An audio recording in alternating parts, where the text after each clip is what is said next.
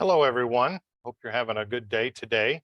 I just wanted to take a moment and kind of go over and review some of the Capstone project presentation guidelines that are in the CPM manual that we hand out at the first of the year.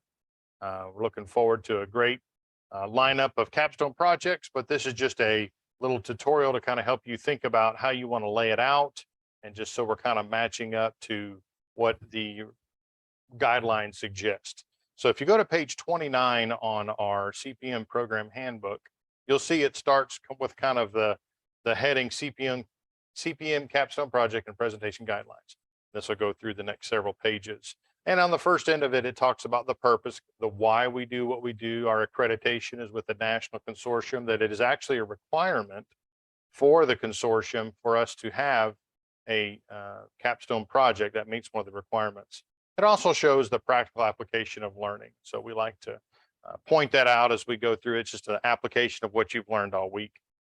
And then we go through the actual outcomes, what we're looking for as it's demonstrated through the competencies in the CPM program, some of the different things there you can read. And as we go through, we talk about there's confidentiality. One of the things that we ensure, those that go through the CPM program and submit a capstone project, some present some extremely confidential financial information or personnel information, and we ensure that those pieces of information are not shared unless a release form is filled out. And so what we do is we have a form in the manual that says, so we sign a release of liability for using that. And typically what we would do is we would submit that to our national consortium for an award, or if somebody would like to see an example of your type of project, we would put that out there as well. So that releases us, but otherwise we keep those things in strict confidentiality. There's also an opportunity. We send some projects out for to be nominated for a national award. So that's some information about that. And as we go down, you'll see there's 7 core competencies that are very core to the certified public manager. And so this capstone project will address all 7 core competencies as we go through. And you'll see how that lays that out. And the rubric is aligned to that as well. And then there's some examples here that they kind of talk about, some basically an improvement process in your work in section or division and agency. Speaking of examples, we've emailed out other capstone projects that you can look at that are great examples of from a city, a state, and a county perspective. And so you can look at those. We also have in the LMS and the CATE system at the very bottom of the mentoring section, there's 10 capstone project oral presentations that you can review, that you can see what kind of the target to look forward to, or the target to point at, the target to get your oral presentation to, and that wraps up all of the capstone project. So those are in your LMS, and we try to suggest that folks watch that at first so that you begin with the end in mind. You can see what you need to have ready for the capstone project and for the oral part specifically. So here's some different steps suggested in the manual. Obviously, select a project. By May, we ask folks to kind of have that problem/project statement out, where you can kind of confer with your supervisor the best method you'd like to take for your capstone project. Look at it, get approval, have them sign off on it, and then just begin the project and work through it. And as you work through the year, kind of create a draft, have a buddy look at it. Of course, we have your mentors that you're with, and sometimes a mentor would be glad to look at it, or a coworker or colleague or friend or family member to look at that, and kind of before you turn it in. This says have your formal paper done by December 1st. This year, I was referring back to the email that I sent earlier, we've asked for the written portion to be done by December 23rd. That is going to allow you to have peer review in your class and have others as we go in this last class in December. It's all peer review. So we ask everybody to have a 5 to 7 minute a 5 to 7 minute oral presentation ready. It doesn't have to have a PowerPoint, it could, but just be ready to present us a little draft of what your presentation would be. So that's what that is. So that formal paper is due on December 23rd this year, 2022. Excuse me. And then our oral presentations are due. Of course, we're going to do that on the 17th and 18th, but we ask you to turn in the actual PowerPoint to us, or what you're going to do, by January 13th. Make sure you have those down on your calendar, and then we'll present those in front of an assessment committee. They will look at that. They will grade those via the rubric, and I will get those electronic results back to you. So now, as we go through the formal written paper guidelines, of course, number one, write it in a professional manner, use clear and concise wording and sentence structure, grammar, punctuation, spelling, looking through it, kind of refining it. This is not a dissertation. We're not looking for perfection. We do want you to do your best, but there is no like marginal, like looking at the margins and those kind of setbacks. So we just want you to kind of tell us what you've learned, what you've experienced throughout this process in the Capstone project. Then saying, consider a professional appearance. We need to type them, have them double space using 12-point font, similar to what you would see in a paper you turn in a college or graduate course. Now, the good thing is this says don't put it in a binder or notebook. We don't need any printed copy. I just need you to turn it in a PDF. And when you turn it in, want to make sure everybody knows to turn it in with your first name dot last name and Capstone project. So mine will be Trent Clagg Capstone project. Help me by naming that, and that will save me a little bit of renaming features when I grab your email. So if you could do that, that would be great. It will be, the written part is about 5 to 20 pages in length, not including attachments. So if you've been looking at different things and researching, you should be able to kind of format it that way. It shouldn't be too hard. If quoting or using supplementary material, cite the source, but footnotes and bibliographies are not required. We don't require that. You can also attach charts, diagrams, things that the reader can understand, that maybe illustrate a part of what you're wanting to do. Now, here's the kind of the meat of what we're going to talk about and the layout of the Capstone project. I've actually had people submit just a long narrative that was not laid out in this format, and it makes it really difficult for our assessors to go through and kind of assess the same way. And so if we lay them all out in this format, it just makes things much more easy. So we asked for a title page, then a Capstone summary page, which is in the manual. There's a portion of that there, and I believe we emailed that out. There's a page of contents, and if you need help laying out a page of contents, please let me know. Word has a feature for that, and many people haven't written documents where they need a table of contents, so it's a little interesting, but you can Google it or please call. I don't mind to help you do that at all. And then there's the body of the Capstone, and it is laid out in a bullet format.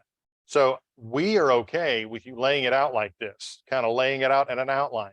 Of course, just by page, the first 4 items there, but then write your problem statement that you did for the paper you turned in, or if you revised it, put that revised problem statement. Then next, you can even use that italicized desired state statement, and then write just like you see it on this example. That's just fine.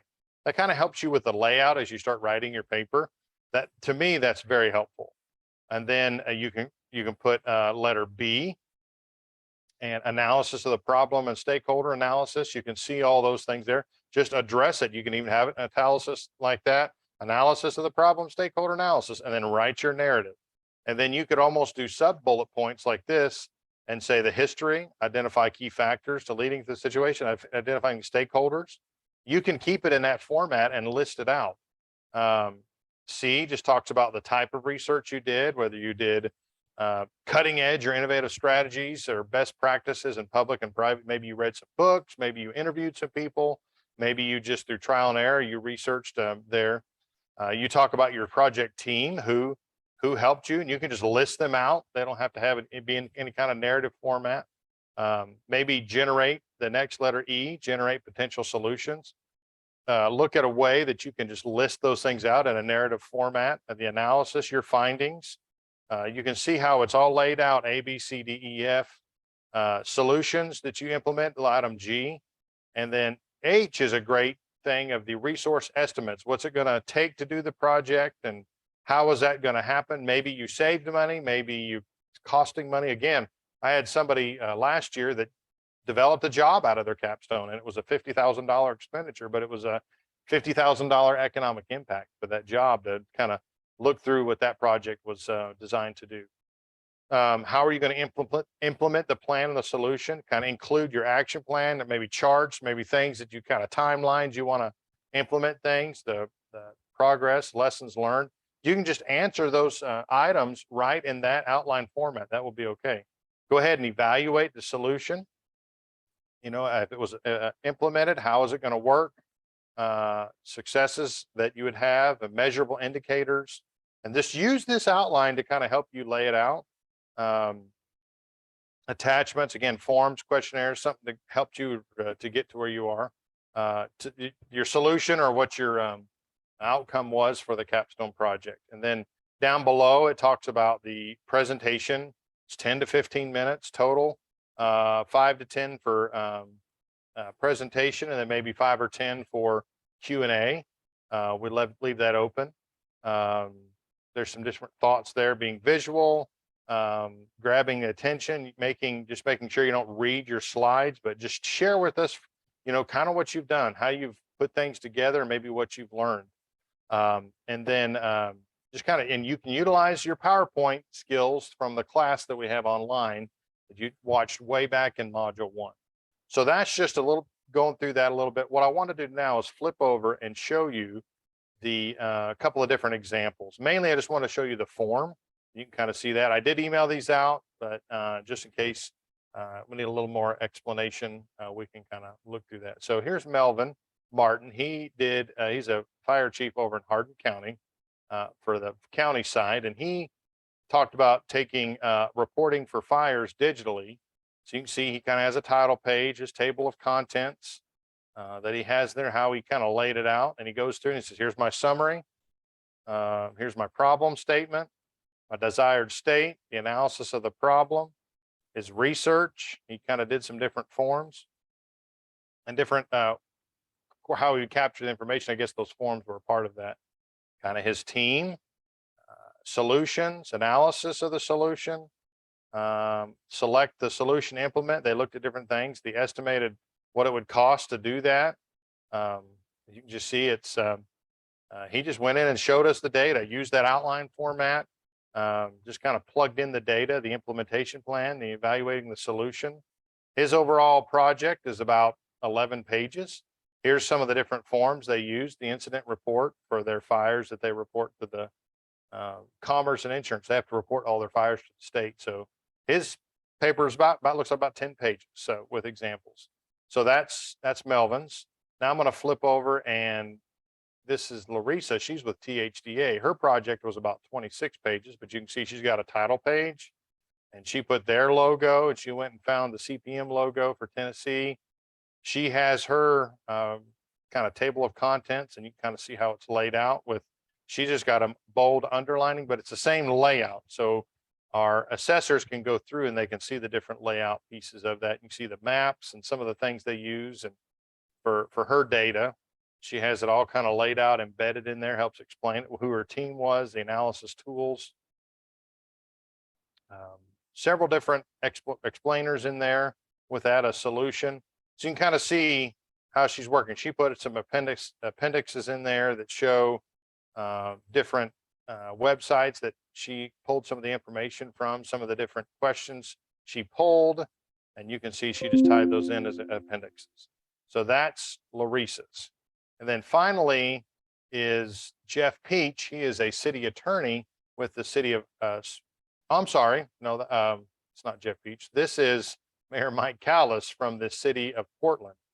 And he went through and did some acknowledgments and his statement of different things. He has his, it all laid out just like the guidelines say. You can just kind of see how it's all laid out. I'm just kind of scrolling through that. And he actually went through and did a glossary of kind of what, because he did some things on sewer and wastewater, and there's a lot of language there that maybe a layman would not understand. And so I really appreciated that. He went through and even his abbreviated his acronyms.